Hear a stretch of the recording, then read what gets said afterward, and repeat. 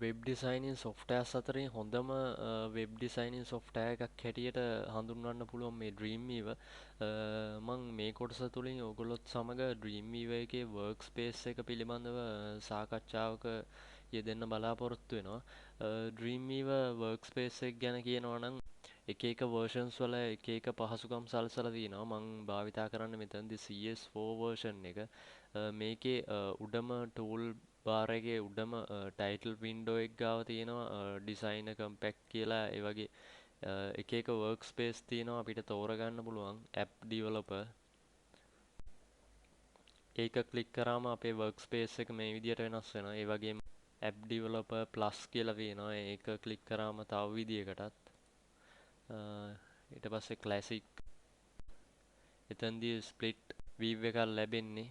ඒ වගේම කෝඩර් කියන එක තිබ්බම වැඩි හරියක්ම කෝඩ්ස් ඇතුළත් වෙලා තියෙන්නේ. ඒ කියන්නේ කෝඩින් සඳහා තමයි වැඩි ඉඩකඩ සලස්වලා තියෙන්නේ. එතකොට කෝඩර් ප්ලස් ඩිසයිනර් කියන workspace එක තෝරා ගැනීමේදී වැඩි හරියක් ඩිසයිනින් වලට තමයි ඉඩකඩ සලස්වලා තින්නේ. ඉතින් මේ ආකාරයට CS4 version එකේ තෝරගන්න පුළුවන් අපිට workspace එක. ඒ වගේම තමයි අනිත් versions වල තෝරගන්න පුළුවන් window workspace layout. එතන තියෙනවා මේ ඔක්කොම workspace ටික.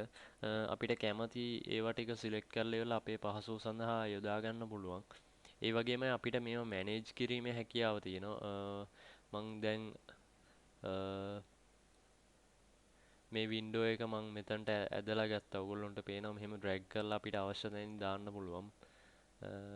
මෙහෙට ලං කරාම ඔයගොල්ලන්ට පේනවා ඒක highlight වෙනවා. ඒ highlight වෙන ස්ථානෙන් අපි රිලීස් කරාම ඒක එතනට ගානට fit වෙනවා.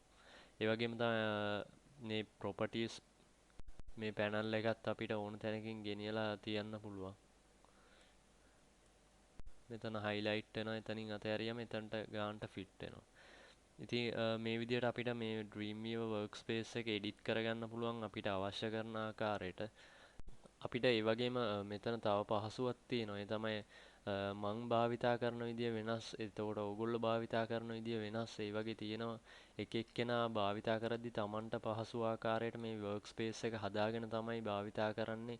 ගොඩක් ඒ කියන්නේ codings වගේ දේවල් භාවිතා කරන කට්ටිය ඉතින් developer කියන workspace එකෙන් තමන්ගේ වැඩ කටයුතු කරගන්නවා. ඊට අමතරව තමන්ට අවශ්‍ය ආකාරයට මේ පැනල්ස් ටික එහෙට මෙහෙට කරගෙන තමයි කරගන්නේ. ඉතින් ආයෙ පාරක් ඉතින් Dreamweaver close කරලා ඉවරලා ආයෙ පාරක් open කරද්දී මේවා Tamanට අවශ්‍ය ආකාරයට තියෙන්නේ නැති වුණාම ටිකක් අපහසුතාවයකට ලක් වෙනවා. ඒක නිසා මෙතන Dreamweaver version එකේ ඉඩකඩ සලස්වලා තිනවා අපේ workspace එක අපිට අවශ්‍ය ආකාරයෙන් save කර ගැනීමට. window workspace layout new workspace එතනට අපිට කැමති නමක් දාන්න පුළුවන්. මම සඳරුවන් කියලා ටයිප් කරලා ඉවරලා ඕකේ කරා. දැන් මගේ workspace එක save වුණා. ඔයගොල්ලන්ට පේනවා මෙතන display වෙනවා සඳරුවන් කියලා. ඊට පස්සේ මට අවශ්‍ය workspace එකක් තෝරගන්න පුළුවන්. ඒ වගේම මගේ save කරගත්ත workspace එකත් මට තෝරගන්න පුළුවන්. මෙතන display වෙන්නේ මේ CS4 version එකේ පමණයි. නමුත් ඕගොල්ලන්ට වෙනත් versions භාවිතා කරනවා නම් මේ window කියන menu එකේ තමන්ගේ save කරගත්ත එක බලා ගන්න පුළුවන් workspace layout කියන option එක යටතේ.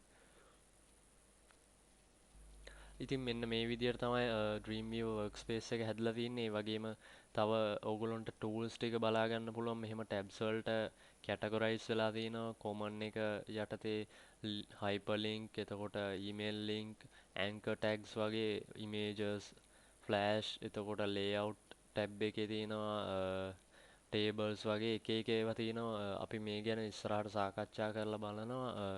ඔයගොල්ලන්ට දැනට පැහැදිලි ඇති Dreamweaver workspace එක කොයි වගේද මේ workspace layout එක අපිට අවශ්‍ය කරන ආකාරයට save කරගන්නේ කොහොමද කියලා.